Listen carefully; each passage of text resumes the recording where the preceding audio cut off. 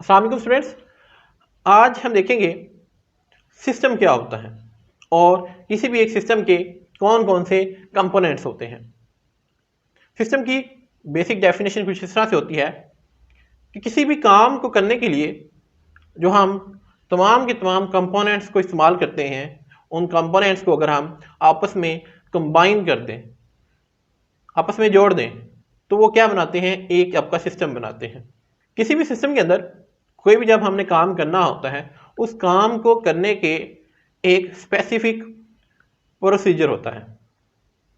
अगर आप उस प्रोसीजर को फॉलो करेंगे देन ही आपका वो काम कंप्लीट होगा, उसके बगैर आप कोई भी काम नहीं कर सकते। फॉर एग्जांपल हम बैंकिंग सिस्टम की बात करते हैं। बैंकिंग सिस्टम के अंदर क्या है, साल के तौर पर आपने एक नया अकाउंट ओपन करवाना है।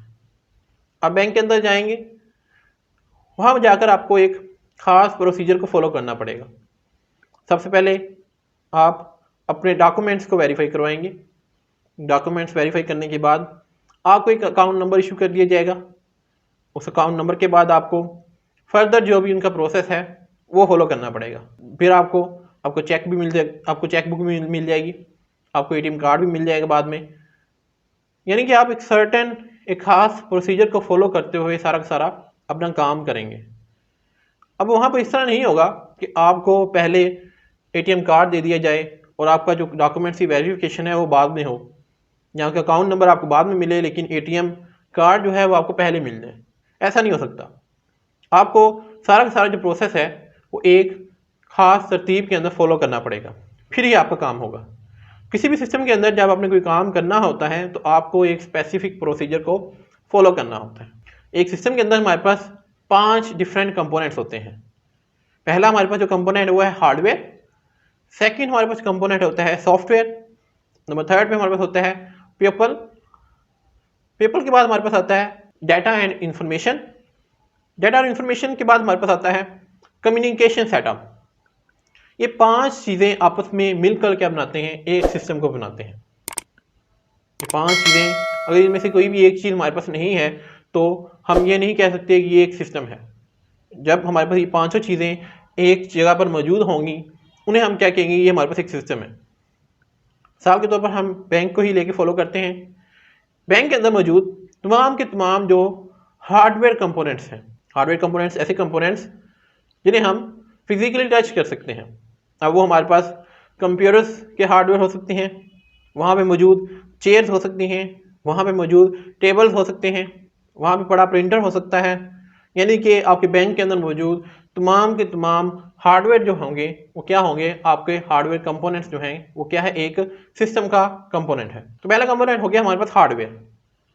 हार्डवेयर के बाद जो हमारे पास सेकंड कंपोनेंट है वो होता है सॉफ्टवेयर।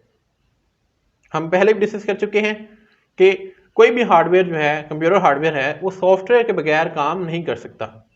जहाँ पर हमारे पास हार्डवेयर है, उस हार्डवेयर को यूज़ करने के लिए हमें ज़रूरी है कि हमारे पास सॉफ्टवेयर मौजूद हो। अगर सॉफ्टवेयर नहीं होगा तो वो हार्डवेयर भी किसी काम का नहीं है।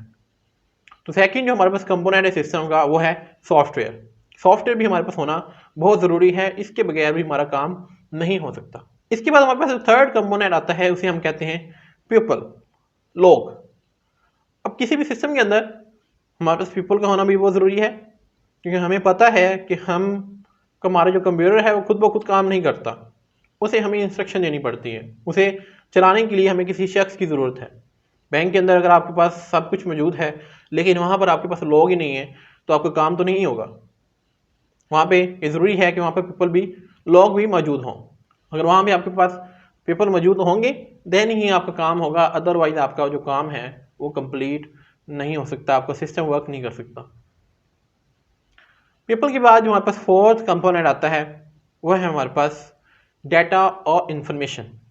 किसी भी सिस्टम के अंदर डाटा और इंफॉर्मेशन भी एक बहुत ही इम्पोर्टेंट चीज़ है। मिसाल के तौर पर हमारे पास बैंक के अंदर मौजूद तमाम का तमाम जो इंफॉर्मेशन है, जो डाटा है यूज़र्स का, यूज़र्स के नेम, उनका एड्रेस, उनके फ़ोन नंबर्स, उनके अकाउंट नंबर्स, उनकी अमाउंट्स कि किसी शख्स के अकाउंट के अंदर कितना बैलेंस मौजूद है, ये तमाम की तमाम जो डिटेल्स हैं ये क्या है, ये हमारे पास डाटा और इन्फॉर्मेशन है।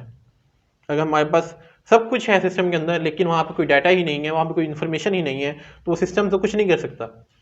सिस्टम के अंदर हमारे पास डाटा और इन्फॉर्मेशन का मौजूद होना भी बहुत ज़रूरी है।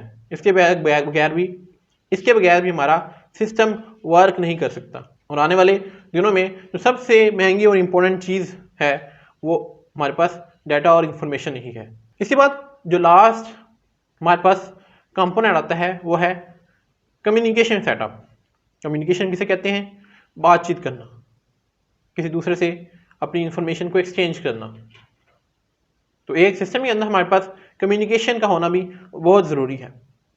तमाम के तमाम जो आपस में ये सारे कंपोनेंट्स हैं, आपके सॉफ्टवेयर, आपके हार्डवेयर, आपके पीपल, आपका डाटा और इन्फॉर्मेशन, ये तमाम के तमाम आपस में एक किसी कम्युनिकेशन लिंक के थ्रू अटैच होते हैं। इस तरह आपके जो कंप्यूटर्स हैं, अगर आप बैंक के अंदर जाएं तो तमाम के तमाम जो कंप्यूटर्स हैं वो आपस में किसी वायर के थ्रू या किसी डिवाइस के थ्रू अटैच होंगे। तो क्या है, एक कम्युनिकेशन सेटअप है। एक कंप्यूटर दूसरे कंप्यूटर के साथ कॉन्टैक्ट में है, वहाँ पर मौजूद तमाम लोग जो हैं वो भी क्या हैं, वो एक दूसरे के साथ कॉन्टैक्ट में हैं।